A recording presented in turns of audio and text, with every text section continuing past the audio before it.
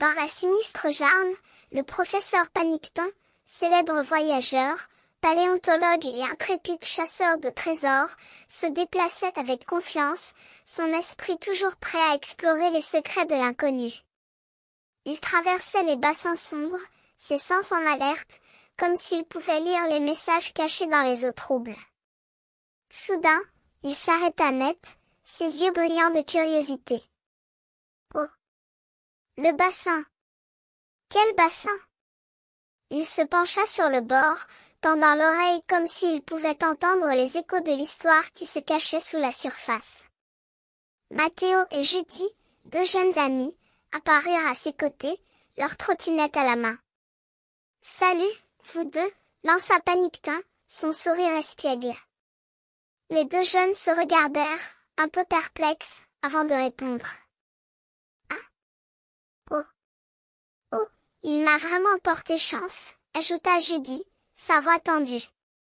Paniqueton sourit, convaincu qu'il venait de trouver un indice important. Il se tourna vers Mathéo et Judy, qui semblaient perdus dans leurs pensées. « Je comprends que vous soyez venus faire des figures de trottinette, mais pour moi, c'était bien mieux quand tu as inventé des histoires, Judy. » Il émit un rire léger. « Oui, sauf que c'est beaucoup plus amusant dans le Half-Pipe. » Mathéo écarta la main, comme s'il montrait qu'il n'avait pas l'air d'avoir envie de discuter. « On discutait, on vous a une pause, quoi ?»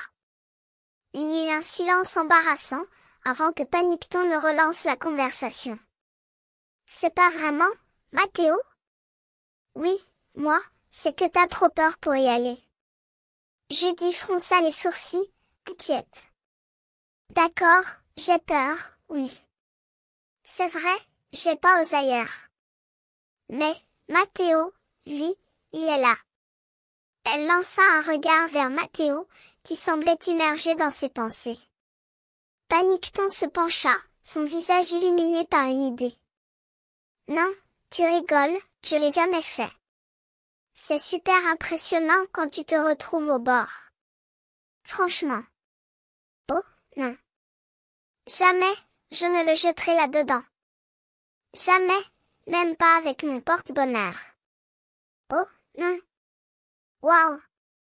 Oh, non. Waouh. Waouh.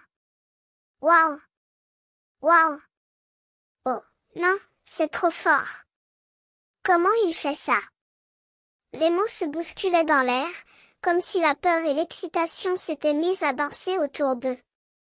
Les trois amis se regardèrent, leurs yeux brillants de curiosité et d'appréhension. Soudain, Mathéo s'élança dans le Half-Pipe, sa trottinette glissant sur les eaux sombres. Paniqueton et Judy s'approchèrent du bord, leur cœur battant plus vite. Ils virent Mathéo faire des figures de dingue, exécutant des sauts et des glissements à la fois incroyables et terrifiants. L'air était étrangement silencieux, comme si la nature elle-même était suspendue à l'issue de cette aventure. Quand Mathéo s'arrêta enfin, Paniqueton se laissa glisser sur le bord, sa respiration haletante. « C'était incroyable, parce que t'as fait des figures de dingue. » « Oh oui, c'était dingue.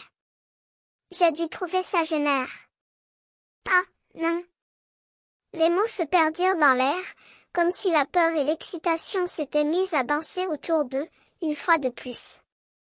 Les trois amis se regardèrent, leurs yeux brillants de curiosité et d'appréhension, comme s'ils avaient découvert un secret qui les lierait à jamais.